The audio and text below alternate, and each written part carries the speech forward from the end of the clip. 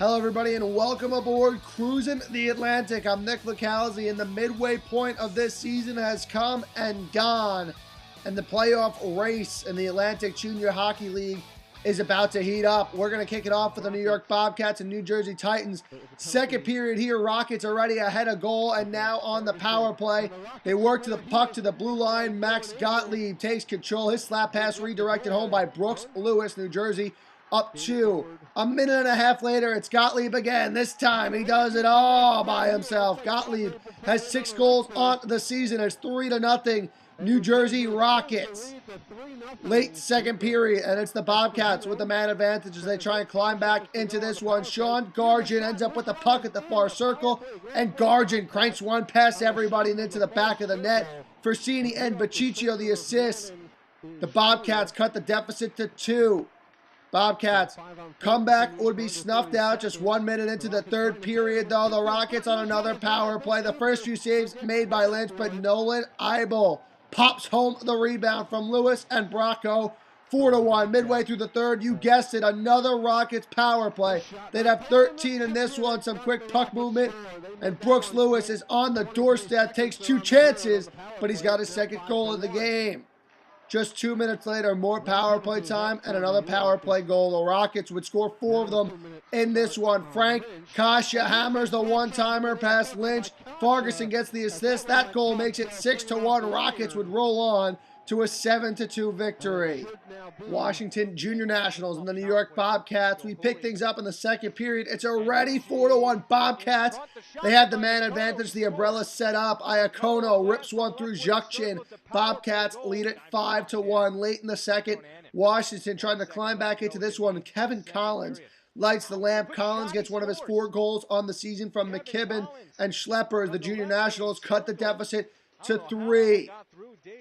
The Bobcats would respond 30 seconds into the third period, though. Christopher Wallace, the team's leading scorer, would score off the rush. Wallace is currently second in the AJHL in points. He gets the goal from Bucci and Shuley, and it's 6-2 Bobcats. Washington not ready to quit, though. Just over 5 minutes later, Kevin Collins would spark another rush. Collins already has 2 goals on the night. This time he'd do it with his passing. Finding Gordy Bonnell in the slot, and Bonnell would do the rest. Some nifty moves, a perfect shot. Bonnell tickles the twine. It's 6-3. Bobcats pressuring as they look to put the final nail in the coffin. Good puck movement, but Zhukchin getting acrobatic. Check out that save right there, lying across the crease and making the save to keep it a 3-goal game. The Junior Nationals would build off the big save. Just minutes later, a home run pass from who else? Kevin Collins connects. Madsen is off to the races, and Madsen sneaks one through Lynch, and just like that, we have a game. Washington down 2 with over 10 to play. Under 7 minutes left, Washington turns to their forecheck to create an opportunity. The steal and perfect behind the back feed, but Kyle McKibben makes it count. McKibben from DeRosa and Thomas. It's 6-5. 3 unanswered from Washington, but they would be unable to find the equalizer, and they come up 1 goal short. Bobcats win it 6-5. Little Flyers, Wilkes-Barre, Scranton Knights. About 90 seconds into this one, the Knights have the puck in their own zone, trying to start a breakout, but Harmer Rappaport has other ideas. Poke checking the puck off the Knights player's stick and into the back of the net. Kind of a fluky goal, but Flyers up 1. It would take a little over 3 minutes for the Knights to respond on the power play. Good puck movement finds former New Jersey Titan Marcus Ortiz at the top of the circle, and Ortiz lights the lamp, picking right up where he left off in New Jersey. Philadelphia would respond with a power play goal of their own to take the lead. The face-off win led to a big shot and a net mouth scramble. Trevor Gooch, the Flyers' leading goal scorer, would pounce on the loose puck and deposit it over the goal line. Philadelphia back on top. Special teams, the story of the first period. Knights power play. Dowell's shot from the top of the blue line. Stop, but it's Eric Moberg all over the rebound and ripping it home. The power play goal ties it at 2. Moberg from Dowell and Zaleski. Late in the first, Marcus Ortiz putting his stamp on his welcome to the Knights. Long centering feet on the money, and Ortiz would put it over the goal line and past Procopio. The Knights would take their first lead of the game. It's 3-2. In the second period, the Philly Little Flyers would get an odd man rush. Sam Manzi finds Gabe Chukrin, and Chukrin finds the back of the net. Philadelphia ties it up at 3 on one of Chukrin's 2 goals on the season. Neither team would score again. That's exactly how we'd finish. Little Flyers and the Knights deadlocked at 3. The Northern Cyclones took down the New Jersey Titans 7-2 behind Feldhau's 5-point night. He had a goal and 4 assists. Koster had 1 goal. It was the game winner, and 2 assists for the Titans. Bregenzer and Wood were the goal scorers. Schnoes and Net gave up 7 goals on 45 shots. The Boston Junior Rangers defeated the New Jersey Rockets 6-3. Dougherty had 2, including 1 on the power play. Brown had a power play goal as well. Roachville stopped 33 of 36. Bracco and Farguson had 2 of the New Jersey Rockets' 3 goals, both on the power play. The Connecticut Wolfpack took down the Philadelphia Junior Flyers 4-3. Nichols had a power play goal. Beniamini had 3 assists. Landry stopped 26 of 29 in the victory for the Junior Flyers. Fran Mackin and Ruiz were the goal scorers. Brown stopped 21 of 25 in the loss. Rockets and Cyclones, we pick it up in the third. The score tied at 1, but the Cyclones in control of the puck, trying to get a cycle going and set up the offense. The pass tipped, but they remain in control. The shot from Tony Crow ends up in the back of the net. Crow from Fellows and Lindsay, and just like that, it's 2-1 Cyclones. Cyclones back to work. Minutes later, they find Devin Welch at the near blue line, and Welch has a ton of space to work with. His wrister beats East and net. Cyclones up a deuce. It's 3-1. A Cyclone power play now, and the puck being kept to the outside by New Jersey as the Cyclones look for a shooting lane. Eventually, it's Gallo who finds one. His shot stopped, but Connor Bates makes it count from in close. Bates from Gallo and Swanson, and the Cyclones make it 4-1 on the power play goal. Under 5 minutes to play, New Jersey on a power play of their own, trying to get back into this game, and Brooks Lewis gives them the first spark they need. Lewis gets the power play goal from Bracco, and Campione in New Jersey cuts the deficit to 2. It's 4-2. 61 seconds later, a 5-on-3 for the Rockets. Now they control the puck right off the draw, trying to set up a power play at the blue line. Bracco will put it on a tee for Campione, who hammers the shot through J.J. Soloway. And just like that, we are staring at a 1-goal game with time for the Rockets to even it up. Rockets pressuring with under 1 minute to play as they look to tie. Soloway is going to make the save on the opportunity, but it's after the save that we're looking at. The net ends up off its moorings, and the ref says Soloway intentionally pushed it off, and that gives the Rockets a penalty shot. Down a goal, 20 seconds to play. It's leading scorer Jeremy Bracco, and Bracco, you betcha, ties it up. One of his 12 goals on the season. 3 goals in 4 minutes and 13 seconds as the Rockets come storming back from the dead to even this one at 4 in overtime. The Cyclones would get some good pressure, but Stephen East would stand tall in net. East would stop 29 of 33 on the evening. East is stopping the puck at a 91% rate. So far on the season, he keeps the score even at 4. The Rockets and the Cyclones finish in a 4-4 tie.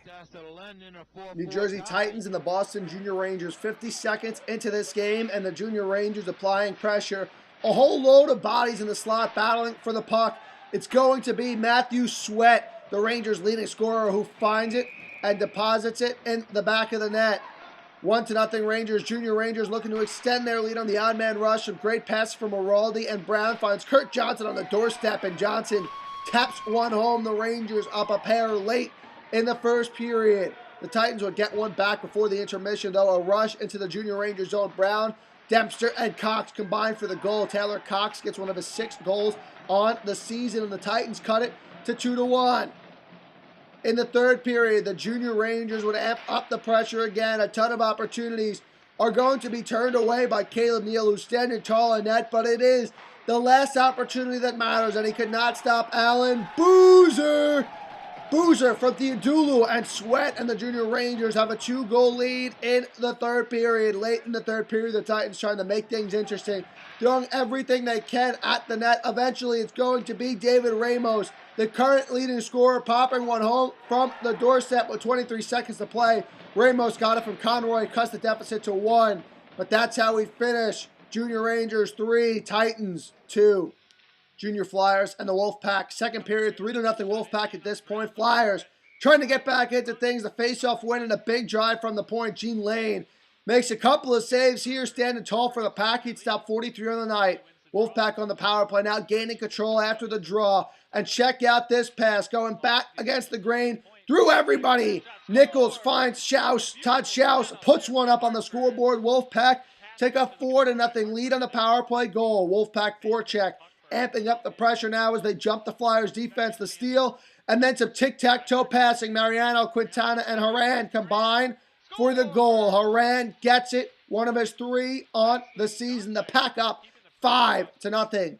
In the third, Gene Lane would have some trouble with the puck and turn it over. The Junior Flyers going to capitalize on the Wolfpack mishap. Mike McGovern, in his first game of the season, gets his first goal of the season. The Junior Flyers on the board. It's 5-1. Flyer power play. And working it up top, Lenore and Mackin playing catch. Lenore going to take the shot. It's stopped. Mackin crashed in the net, though. Tips the rebound to a wide open Matsumoto, and Kyle Matsumoto puts it into the open net. The power play goal gives the Flyers a little more life. It's 5-2. Just over 12 minutes gone by. It's the Flyers getting some pressure, and Gene Lane in the pack. The centering feed from Bouillard right on the money to Mackin, and Mackin taps it home through Gene Lane. Matsumoto the other assist. Mackin gets one of his team-leading 13 goals. Flyers pull within 2.